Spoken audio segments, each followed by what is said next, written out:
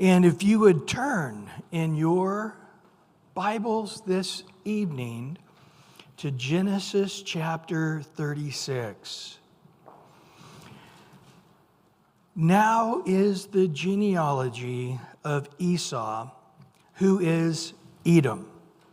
So there wasn't Esauites, there were Edomites, and it'll say that again in verse 19, and it'll say it again in verse 43. It's very important, that those of Esau's tribe were named Edomites. I don't know why it's so important, but it is important. Now, this genealogy, interesting, where did it come from? We just finished off chapter 35, and the last thing there was Isaac's death. And both of the boys were there.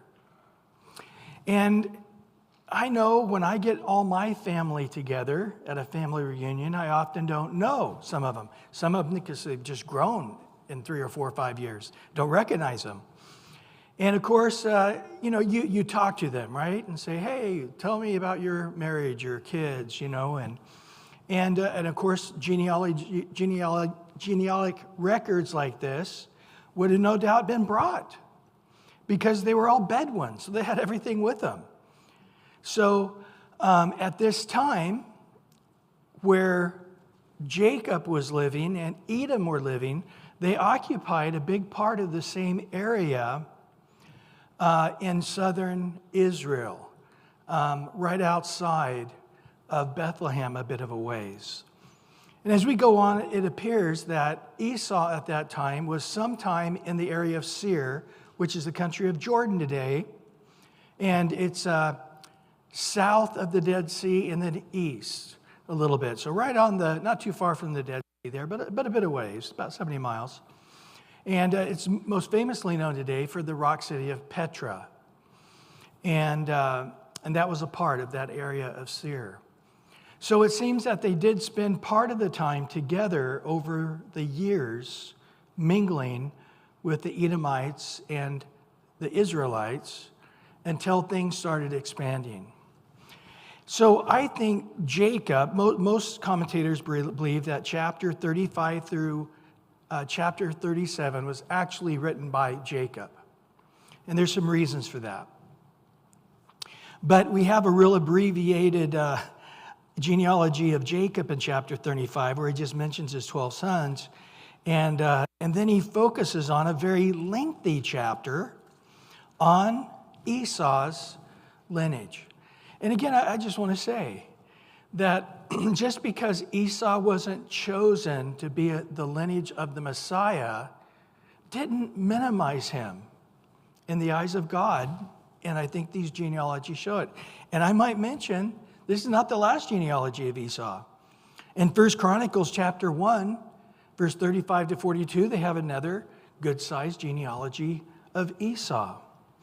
And so Esau also was somebody that was blessed by God and going to be blessed by God. His dad even said so. And so again, the idea that God hates everybody who's not the chosen and only loves the chosen, it's abominable, but it's also very, very wrong. And so Jacob, I believe, writes down word for word what was in the genealogy of Esau. And the reason I say that, because as we look at verse 2 and 3, it gives us the 3 wives of Esau. But when you compare the names in chapter 26, verse 34, and chapter 28, verse 9, you'll discover all 3 of the wives' names have changed. There could be a number of reasons for that. One, as they were sort of immigrating into another region, their names are changed for a lot of reasons.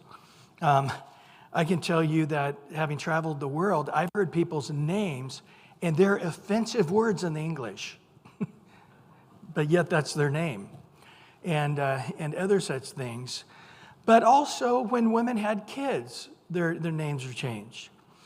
So we see through the book of Genesis, Abraham is Abraham, Sarai is Sarah, Jacob became Israel, Simon became Peter, and Saul became Paul. It's not that uncommon. But, those who believe the Bible's full of errors, that they like to use this one as one of those errors, but it's nonsensical. And even Oholibamah daughter, it says, is Hannah. His name was even different. It was Barry before in chapter 6, verse 34. So there you can read, there's several books on it, the supposed contradiction of the Bible, Why Critics Ask by Geisler, and of course Morris's commentary on the Genesis record. All of them go in and show the different reasons that the names are different. But I think that Jacob wrote it down accurately from what they had. And do make a note in verse 3 that his third wife later, remember he first married the first Canaanite women, and then it grieved his mother greatly. And so he thought, I'll fix that. I'll go marry an Ishmaelite. Somebody from Ishmael's line, that'll fix the problem. I'm going to be happy with her. He had no spiritual abilities. But it makes it clear that it just wasn't one of the daughters of Ishmael, but it was a daughter of Ishmael's oldest son, Nebajoth. Nebajoth was Ishmael's number one son, and with this society that does protogenders, no doubt he was the chief. The time he probably married this gal, Ishmael would have been a very old man. But his number one son, who's probably the main guy over the great kingdom now of the Ishmaelites, his daughter is who Esau marries. So basically, his third wife was married into royalty. That's sort of the inclination. So each time it talks about that, it always points out that it was the sister, not the daughter, but the sister of Ishmael's number one son. Now, as we go on, it makes it clear that these three ladies, while they were in the land of Canaan, they were in the promised land, had bore him these sons. It says at the end of verse 5. The reason that's important, because it's going to change at the end in verse 8. We're going to have a list of the sons he had when he was in Mount Seir. But at this point, they're sort of commingling around the area where Isaac lived and Isaac died, and they were all sharing the land. They were all nomads, going where there was grass for their sheep and so forth. But in verse 6 and 7 it says, Then Esau took his wives, his sons, his daughters, and all the persons of his household, his cattle and all his animals and all his goods, which he had gained in the land of Canaan, and went to the country away from the presence of his brother Jacob. Why? Verse 7, For their possessions were too great for them to dwell together, and the land where they were strangers could not support them because of their livestock. And so, same thing happened to Abraham and Lot, right? That it got so prosperous, the land couldn't handle all the animals to feed them all. So he finally makes the full permanent move across the boundary, the national boundary line of Israel into what's Jordan today, the southern part, Eden. And so, again, he tells us for a second time here, that is Esau, who is Edom. That's what they called him. So we say, oh, Esau, but pretty much after he ate the red stew. Do you guys remember that? Him and Jacob in Genesis 25:30, it said after he ate the Jacob red stew and sold his birthright, after that, everybody called him Edom. So Esau, most of his life, never heard people call him Esau. Most of his life, he was called Edom. And so if you said, hey, I'm looking for Esau, we don't know any Esau. Oh, I'm looking for Edom. Oh, yeah, he lives over there. So they're just trying to make that clear. So this is, in verse 9, the genealogy of Esau's, the father of the Edomites in Mount Seir. And then he goes on to give the names of his sons that were born now in that area of the world. It does make a point in verse 12. Now Timnah was the concubine of Eliphaz, Esau's son, and she bore Amalek. The Amalekites are going to be one of the front and center enemies of Israel. Remember the first battle in Exodus 18? We'll be seeing that. It was the Amalekites, and God said, we're going to be fighting these Amalekites forever. The book of Esther, the horrible villain in that story was from Amalek. So they're sort of making it clear here, he wasn't a legitimate grandson of Esau's. Yeah, these Amalekites, they really were an evil group of people, but it was through a concubine, not through one of his actual wives, just to make that clear. And then we skip on down to verse 15, and he says, now here were the chiefs. The word chief, it's translated in many different ways. I love the old King James. It says dukes, But it literally is a Hebrew word that means over thousands. So these were the upper echelon, if you would, of the royalty. And he gives all those names. And in verse 19, he says again, these are the sons of Esau, who is Edom. Don't forget. These were their chiefs. Now, in verse 20, it's interesting that he's now going to talk about the sons of Seir. In other words, the other people groups that were there that weren't from Esau. So when he went to Mount Seir, it sounds like they all just intermingled as one people. But Ishmael was the main, or Esau was the main guy, so they were mainly called Edomites. But a lot of the Edomites weren't from Esau. That doesn't seem to bother them whatsoever. They got bigger and better really quick. And so he begins to name the various sons of main people who were also now sort of adopted in to the household of Edom, if you would, even though they were Horites and other people groups. Now, this is something that Esau is very proud of in verse 31, the kings of Edom. Now, he's going to make this a very clear point in verse 31. Now, these were the kings who reigned in the land of Edom before the king reigned over the children of Israel.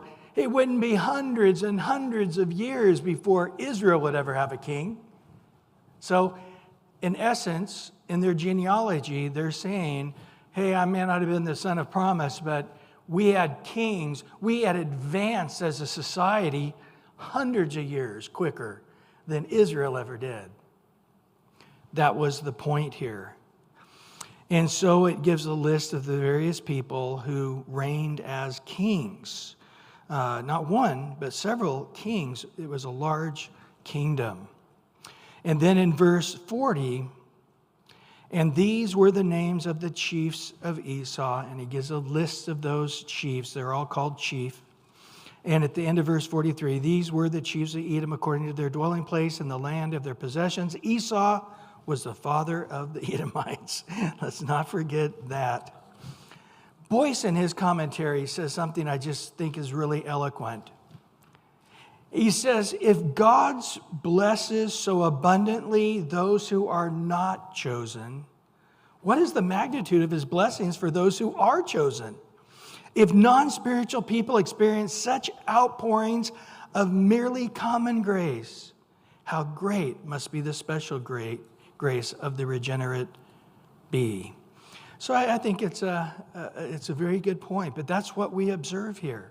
We observe God's blessings on Esau.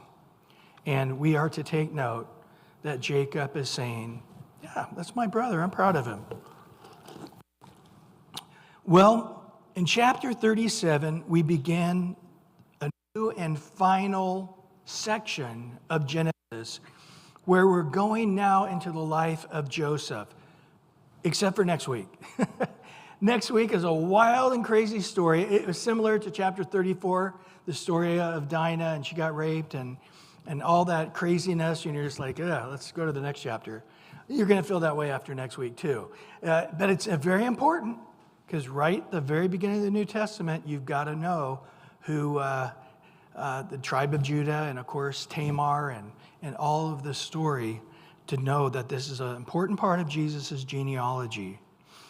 But we start here now in the life of Joseph. It's basically 12 chapters between here and now, chapter 50. And excuse me.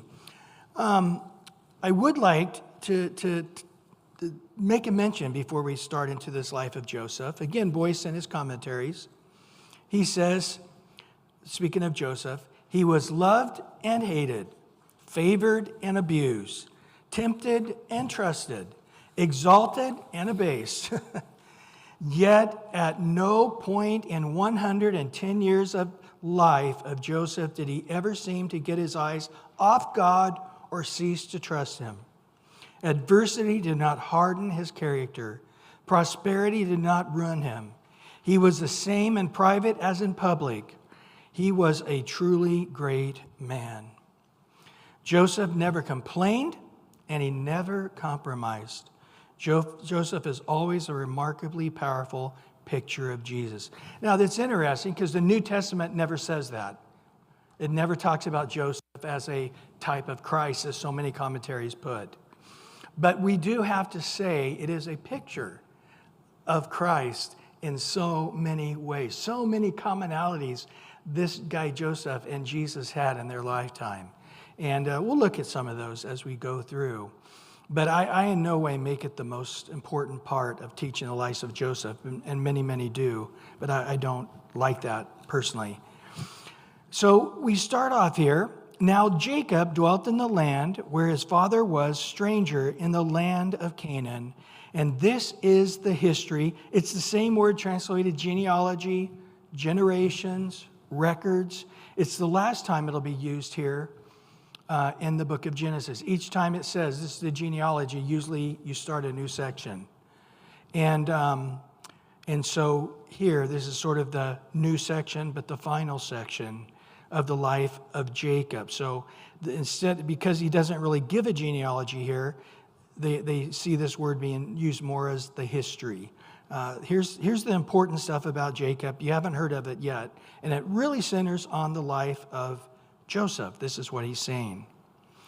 And so Joseph, being 17 years old, was feeding the flock with his brothers, and the lad was with the sons of Bilhah. Remember who Bilhah's two sons were? Dan and Naphtali. And the sons of Zilpah, which was Gad and Asher. So for the boys, not any of the sons of Leah, not his brother Benjamin from Rachel, but from their two handmaids, the four sons seemed to click together, maybe because they were all felt maybe like they were second-class citizens, because my mom is not the actual wife of Jacob. That had to have some underlining current. And they were out and about, and they were really misbehaving, evidently. And Joseph brought back a bad report of them to his father. We're going to see that there's a whole bunch of reasons his brother hated him, but this one seems to be that he is a goody two-shoes, and he is tattling. I never still have got the thing right. You know, when I didn't tell my parents, my brother just set the field on fire. I'm in trouble that I didn't tell them. But yet I feel like had I told them, my brother just caught the field on fire, they would have said, don't you be a tattler. I just didn't think I ever got that one right. So I don't know. Is this good or bad? Does this say something good about Joseph or bad about Joseph? Either way, we do know that it upset the brothers. Interesting, in the beginning of this chapter, it says, now Jacob dwelt, but now we start to see for the first time this pattern where sometimes God calls him Israel and sometimes God calls him Jacob, and there's a reason for it. When he's acting fleshly, not in faith, he's called Jacob. When he's walking in faith and submitted to God, his name's Israel. So at this moment, we're going to see a change in this chapter, but in this moment, he's called Israel. Israel loved Joseph more than all his children. Because he was the son of his old age, also he made him a tunic of many colors. This is sort of nice kicking around the bush, but it's because it's Rachel's son. Rachel couldn't have kids forever and ever, and finally she had one. And then right after she gave birth to him, they traveled to the promised land away from her father Laban. And what happened next was she got pregnant again, as we saw in the last chapter, and had the last child, Benjamin, and she died. And no doubt, he looked like Rachel maybe. And his character is a very, very good character. So there were a lot of reasons to favor Joseph. When we see later Jacob laying hands and praying for each of his sons, he didn't have a whole lot to say good about anybody of these sons. So I'm sure it wasn't hard for him to not like those other sons as they've grown into being men and not being very good. And so this is not good, though, that he's showing this openly. He can secretly say, I have a favorite son or a favorite child. They can say that in their heart, but they cannot let on to the kids. That's the case. That's just wrong. Because he was the son of his old age, and he gave him this tunic. Now, this is translated many colors. This word tunic, it can also mean garment with long sleeves. Now, if you worked in the field as a laborer, you had short sleeves. But if you were the manager, then you had long sleeves and a longer robe. The longer your robe was meant that you didn't have to get dirty and do menial labor. So it appears that Israel, Jacob, likes Joseph better, and he is sort of saying without saying that he's going to be the new protogenitor. Why? Because we just read it in the last chapter, 35 verse 22. Reuben went into his maid Bilhah, his stepmom, and had sexual relations with her. It just mentions that. Later when Jacob prays over Reuben, he'll let him know, man, you could have been a great man, but because you did this, you're never going to be the leader anywhere. And so in his mind, I think in Jacob's mind at this point, Reuben he's not my firstborn. I'm not going to give him that right because of this great sin and insult that he did, shacking up with Bilhah. And so by giving him this special jacket. So this word tunic, the first time it's used is right at the beginning of Genesis, when God gave Adam and Eve this special tunic. And the next time we're going to hear this word used is the tunic for the priest, especially the high priest, garments to worship God. The next time we hear it is 2 Samuel 13, when it talks about David's daughters having this tunic because they were virgins. So it doesn't seem to be just a nice, colorful garment, although it is that. It seems to be making it clear that this is sacred, holy, set aside, special. So to whatever degree they knew it at that time, it was not a tunic like anybody else in the family got, okay? No doubt it was expensive. No doubt it was colorful. No doubt it was that of a manager rather than a worker in the field. And boy, did his brothers hate him for this as well. Notice in verse 4, when his brothers saw that their father loved him more than all his brothers, they hated him and could not speak peacefully to him. So the division was already there, but after Jacob foolishly, outwardly showed that he really loved Joseph and couldn't hardly stand the other 10, Benjamin was a little lad at this time. We don't know how old he was, but probably very young. It really just dug deeper. And again, I think there was sort of a second class already going on with the children of Leah and Rachel versus the midwives that they had, or the maidservants they had. I think there was probably already a caste system already there amongst themselves. But this was just over the top. This just really cut them deeply, and just have to say that it was very foolish parenting.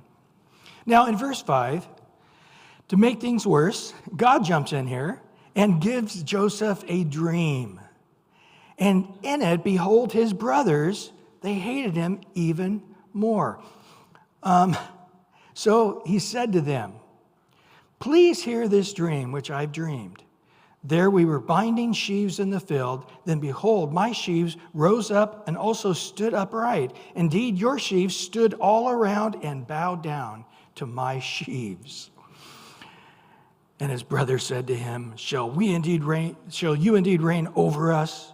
Or shall you indeed have dominion over us? So they hated him even more for his dreams and for his words. Now, in this dream, it's very clear what the interpretation is. Because Joseph sees this is my sheaf, and each of the other sheaves are his brother's sheaves. Now, you guys know what sheaves are? It's with wheat or barley or oak or rye.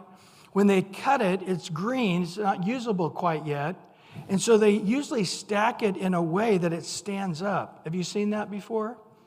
Where they put it at different angles. They put a ring around it, and it just sort of stands on its own and dries in the sun. So this is very common. This is what it looked like to them. And his brothers, everybody knew, you're going to rule over us, and we're going to bow down to you. And they're just like, that ain't ever going to happen. But then he has another dream and told it to his brothers and said, look, I've had another dream. And this time, the sun and the moon and 11 stars bowed down to me. And he told it to his father and his brothers, and his father rebuked him. The word rebuked here is the strongest word in the entire Old Testament to be used. The only other time we see this word rebuke like this, when God is rebuking Israel. It's a very strong word. He laid into him.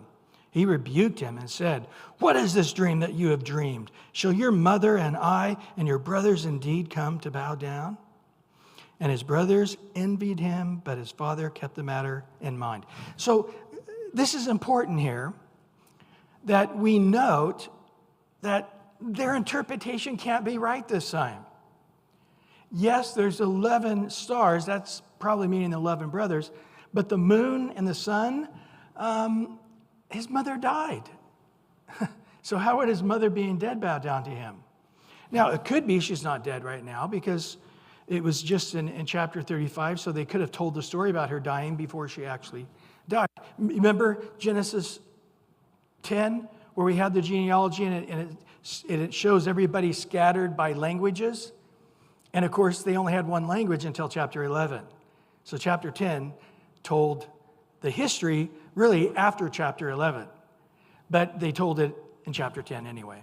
So it could be that way. He could just be telling the story about how Rachel died before this happened. Maybe she's alive at this moment. I don't think that's the case, though.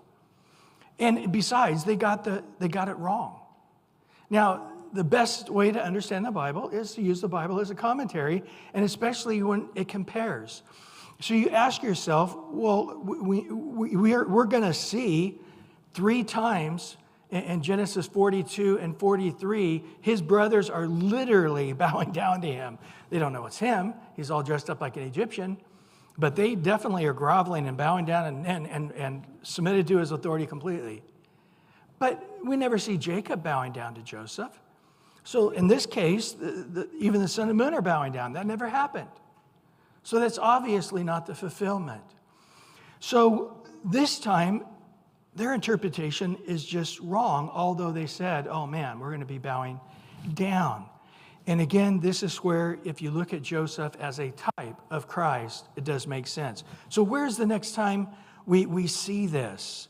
It's in Revelation chapter 12, in verse 1. And clearly, we're looking at the family of Israel in the 11. What about the star and the moons and the sun? Let's look at that. Now a great sign appeared in heaven, a woman clothed with the sun and the moon under her feet, and on her head a garland of 12 stars. Now, this woman, and we're going to see it clearly in a moment, is clearly the nation of Israel. And all through the Bible, the nation of Israel is often called the woman, a woman. For example, in Isaiah 54, verse 5 and 6, for your maker is your husband, also not just called a woman, also called the wife of God. The nation of Israel is called the wife of God.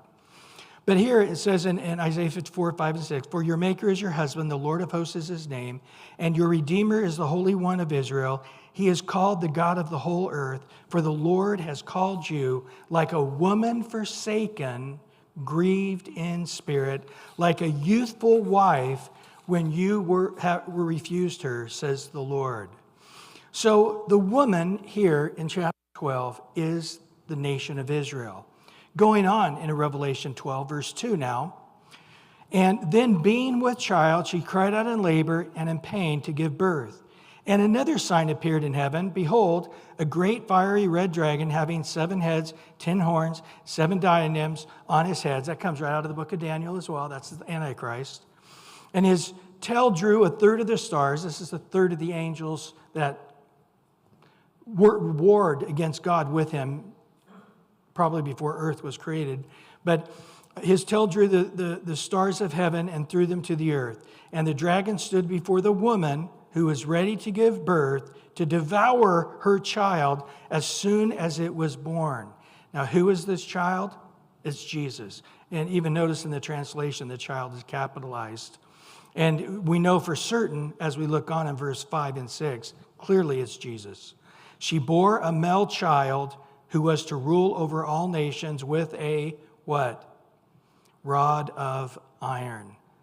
Clearly messianic. The only time it's ever used in the Bible is of the Messiah. And her child was caught up to God and his throne. Then the woman fled into the wilderness, where she has a place prepared by God. They shall feed her there for 1,260 days, which is 3.5-year period. This is when Israel, at the 3.5-year period, reject the Antichrist, and they have to flee Jerusalem, flee everywhere they're at, and they hide themselves in Seir, in Rock City of Petra, that area. Interesting, it sort of all ties together. But again, the rod of iron, this child is going to rule the nations and have a rod of iron. This is talking about at the end of the tribulation period. Psalms 2, clearly talking about it. You will break them with the rod of iron. Revelation 2:27, and he shall rule them with the rod of iron. And then Revelation 19:15, now out of the mouth goes a sharp sword, that with it he will strike the nations, and he himself will rule with the rod of iron. He himself treads the winepress, the fierceness of the wrath of the Almighty. All 3 of those passages are clearly referring to Jesus, the Messiah. So the actual meaning of Joseph's second dream was really a prophecy about Jesus Christ in the tribulation, but mainly at the end of the tribulation period. And so that was really the fulfillment. So they were all getting mad about something different, although it's sort of true because they all represent the nations of Israel. And then in verse 11, his brothers envied him, or were jealous, the same word, jealous of him. His father just pondered these things in his heart. Let me tell you something. When you study through the scripture on the issue of envy or jealousy, it's heavy stuff. It makes it clear that it's one of the worst of all evils that you will go to, that you will be surprised that you go there. In other words, you hate that person, you're jealous of that person, envious of that person, they're really making you madder, and all of a sudden, you're taking steps to stalk them, to do weird things to them, to kill them, and you didn't even see that coming in your own life. For example, in Proverbs 27:4, wrath is cruel, anger is outrageous, but he who is able to stand before envy. I like that in the Old King James. In the New Living Translation, I like it even better. It says, anger is cruel, wrath is like a flood, but jealousy is even more dangerous. Joseph's brothers were angry. They hated him. They were jealous of him. They desired then, we're going to see, to murder him. In Proverbs 14:12, there's a way that seems right to a man, but the end of that way is death. And this is where I think that the person, once they get jealous and envious, it really starts causing them to go insane. I think they think they're acting rationally, but they can't see how irrational they're acting. Of course, we know all the stories about stalkers who have killed people and old girlfriends that have killed people. And I think that jealousy. So what is the answer? When those negative feelings and emotions start coming, Proverbs 17:14 says, the beginning of strife is like releasing water. Therefore, stop contentions before the quarrel starts. So as soon as you have envy and you just, Lord, help me. I love that Psalm. Search my heart, O God, see if there be any wicked way in me and lead me in the way of everlasting life. Yeah, as soon as that comes to mind, realize this is not a firecracker. This is a stick of dynamite. Envy will lead you down a very dark road. And we know about how don't let the sun go down on the anger unless Satan get a foothold. Interesting, 1 Corinthians 13, 4 and 5 talks about this specifically. Love suffers long and is kind. And the first thing on the list, love does not envy. Love does not parade itself. It's not puffed up. It does not behave rudely. It does not seek its own. It's not provoked. It thinks no evil. So just ask God to fill your heart up with a new and greater love than you have ever known, to enter your heart to overcome that envy. Well, going back to Genesis chapter 37 here, we're now in verse 12. So then his brothers went to feed their father's flock in Shechem. Whoa, that is a long way. They're in Hebron right now, in the valley of Hebron, which is way past Jerusalem, way past Bethlehem. It's not clear, all the way to the very southern border as you're going down to Egypt, but it's close. So they went from Hebron almost all the way, not to the Sea of Galilee, but doggone close. They went all the way to northern Israel. Now, remember, they were just in Shechem in chapter 34 in the story of Dinah. Remember that? Where they raped her and they said, oh, we want to marry her. And they're like, okay, everybody gets circumcised. And when they were all in pain, they killed everybody. And then they left Shechem because but it says God, the fear of them was on everybody. So these guys are clearly going to look for something, a place where evil people are, loose women were, where they could party, okay? They weren't really thinking about this is best for the sheep or best for the cattle. It was really they wanted to get where there was loose living. And they want to be a long ways from dad so it doesn't get back to him. So they are a very, very long ways away. And Israel said to Joseph, are you not your brothers feeding the flock in Shechem? Come, I will send you to them. And he said to him, here I am. I'm right and ready. And he said to him, please go and see if it is well with your brothers and well with the flocks, and bring back word to me. So he sent him out of the valley of Hebron, and he went to Shechem. Now, a certain man found him there, and he was wandering in the field. So he's on the edge of Shechem there, and he's cruising from one field to another, and he it sounds like he's lost. And the man asked him, saying, what are you seeking? Just to let you know, in the Hebrew writings, they believe this was an angel. I don't think it was. It didn't say that it was, but could have been. But either way, he said, I am seeking my brothers. Please tell me where they were feeding their flocks. And the man said, they have departed from here, for I heard them say, let's go to Dothan, which is even further north. So Joseph went after his brothers and found them in Dothan. So later on, we're going to find Elisha. That's where he lived. Elisha, he probably had a prophet school there in Dothan. And you guys remember the story in 2 Kings chapter 6 when the armies of Syria were going to attack Israel, and the armies of Samaria was just all on the mountains. Oh, his servant said, we're dead. And Elisha said, oh, Lord, open the eyes of my servant. Remember? And he saw the angels behind them. That was Dothan. So there you go. Keep that in reference for a later note. Now, verse 18, now when they saw him afar off, even before he came there, to them, he conspired against them to kill him. And they said to one another, "Look at this little dreamer coming our way. Come, therefore, let us now kill him and cast him into some pit. And we shall say, some wild beast has devoured him. We shall see what will become of his dreams. We'll see if we'll roll over him." Interesting, the name Dothan means two pits or two wells. But it sounds like the wells didn't really happen. It was just pits. And they're going to throw him in one of them in just a minute. But Reuben, in verse 21, heard it, and he delivered him out of their hands and said, "Oh, no, let's not kill him." And Reuben said to them, "Shed no blood, but just cast him into this pit, which is in the wilderness, and do not lay hands on him, and he might deliver him out of their hands and bring him back to their father." So he's like, let's let him die slowly in a pit. But really, he was going to come back later. That was what was in his heart, and save him. But it came to pass, when Joseph had come to his brothers, that they stripped Joseph from his tunic. Sure enough, that's a sore spot for them. And the tunic of many colors which was on him. And then they took him and cast him into the pit, and the pit was empty. There was no water in it. Again, a place called Two Pits. And they sat down to eat a meal. Whoa. Look at how hard-hearted these guys are. Take the jacket off and rip it off, throw him down into this pit. "I'm hungry, how about you?" "Yeah, let's eat."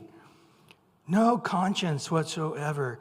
Now here's what's interesting, is 22 years from this point, they are going to be standing before Joseph in Egypt. And look at what they said in chapter 42, verse 21. Then they said to one another, "We are truly guilty concerning our brother, for we saw the anguish of his soul when he pleaded with us, and we would not hear. Therefore their distress was come upon us." So the whole time, their conscience was knocking. They were doing whatever they could to not let it bother them. But they remember that moment in time, how cruel they were, how hard-hearted they were, how they had a meal while Joseph was crying for help. Well, moving right along here. They sat down to eat the meal in verse 25. Then they lifted their eyes and looked, and there was coming a company of Ishmaelites, coming from the Gilead with their camels, bearing spice, balm, myrrh, and on the way carry them down to Egypt. Now, the Bible does this a lot. You just got to get used to it. But the area of Gilead wouldn't be named until after the Exodus, 400 years later, and then another 40 years they die in the wilderness, and eventually the 12 tribes get their area, right?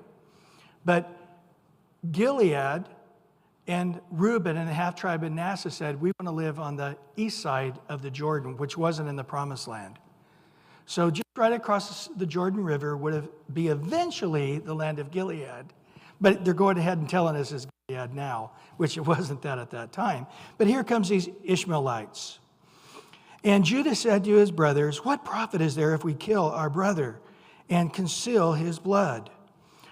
Come, let us sell him to the Ishmaelites, and let us not our hands be upon him, for he is our brother and our flesh." And his brothers listened. "Yeah, he is our brother. Let's have compassion. Just sell him into slavery." Oh, that's being merciful. We got such big hearts, don't we? But then the Midianite traders passed by. So this again is where these people that want to be critical of the Bible see a contradiction here. First it says the Ishmaelites. Now it's saying Midianites. They don't know who's there. No, if you just read it, it's so clear. First they saw Ishmaelites' company. They saw a company of Ishmaelites. But as this caravan starts passing by, the time they get Joseph out of the pit, now, along with the Ishmaelites, are other groups of people. They often traveled together for safety's sake. And they say, "Hey, we got a slave here to sell." And it happened to be now, not the Ishmaelites. They had probably already caravanned on by. But now is a caravan of the Midianites who are all traveling together. Now, you remember who Midian is? Remember Abraham has his second wife, Keturah? And her 6 sons, Midian was one of them. And the Midianites would become some of the fiercest enemies of Israel. You remember the story of Gideon, of course. That was the Midianites. And then Balaam, he was hired by Moab and the Midianites. And the Midianites sent down their beautiful wives and tempted the guys to have sex. It was the Midianite women. And they're the very interesting, Moses is now an elderly guy, 120 years old, and he's like, can I come to heaven now? And God said, no, you got one more battle. And he had to fight one more battle as an old man right before his death. It was the Midianites. And then he was able to go and be with the Lord after the final battle. So these Midianite traders, interesting, we see them here sort of just as traders, but later we're going to see them as a nation of evil enemies against God's people. Well, they passed by, so the brothers pulled Joseph up and lifted him out of the pit and sold him into the Ishmaelites for 20 shekels of silver, and they took Joseph to Egypt. Then Reuben returned to the pit, and indeed Joseph was not there in the pit, and he tore his clothes, and he returned to his brothers and said, the lad is not no more, and where shall I go? He's like, man, I'm out of my mind. He's dead. He's gone. And they took Joseph's tunic. They killed a kid of goats and dipped the tunic in the blood. So it appears like Reuben didn't know he was dead, or maybe they let Reuben keep thinking he was dead. But either way, now it's already too late. Even if they told Reuben, yeah, we sold him into slavery, well, what are we going to do? They all together came up with this plan. Get the tunic, kill a kid of goats, and use his blood and say that a wild animal killed him. Just want to stop here and just make a mention. They're getting ready to deceive their father, and they're using a goat. Does that sound familiar? You remember the last time somebody deceived their dad with a goat? It was Jacob himself. He killed a goat, but he used the skin to make it feel like Esau's skin. And he deceived his father. Boy, the Bible's right, isn't it? You reap what you sow. But also you sow to the wind and you reap the whirlwind. It was one Jacob deceiving his dad about a birthright or a blessing. It wasn't about the death of a child. But now he sowed to the wind, but a whirlwind's coming back where he has 10 of his sons deceiving him and breaking his heart for next 22 years. He's going to believe that Joseph is dead. So boy, when the Bible says you sow to the wind and reap the whirlwind, look at this whirlwind. He is getting just plummeted with a whirlwind. But either way, in verse 32, then they sent the tunic in many colors, and they brought it to their father and said, we have found this. Do you know whether it is your son? They won't say Joseph. I think they're probably feeling guilty. Is this your son's tunic or not? We found this piece of cloth. It sort of interested us, so we picked it up. And then as we thought about it, it looks sort of like, that son of yours, his tunic. What do you think? And of course it was, and he recognized it immediately because it was a very unique garment. Of course it was easy to recognize. And it is my son's tunic. A wild beast has devoured him. Without doubt, Joseph is torn to pieces. So Jacob just seems to come up with the scenario. Oh man, an animal killed him. And Jacob tore his clothes and put sackcloth on his waist and mourned for his son many days. And all his sons and all his daughters arose to comfort him, but he refused to be comforted. And he said, for I shall go down into the grave. The word grave here is that Hebrew word Sheol. And it's the first time it's ever used in the Bible. And we know about Sheol, right? The holding place for the wicked and the righteous. And we can talk about that more later. But anyway, I'm going to go down to Sheol to my son in mourning. Thus his father wept for him. Now the Midianites had sold him to Egypt to Potiphar, an officer of Pharaoh and the captain of the guards. Well, Lord, thank you for your word tonight as we meditate on these things and continue just to say, Lord, do a deeper work of grace in us, line upon line, precept upon precept, here a little, there a little. Let us be the people of God that touch your heart always.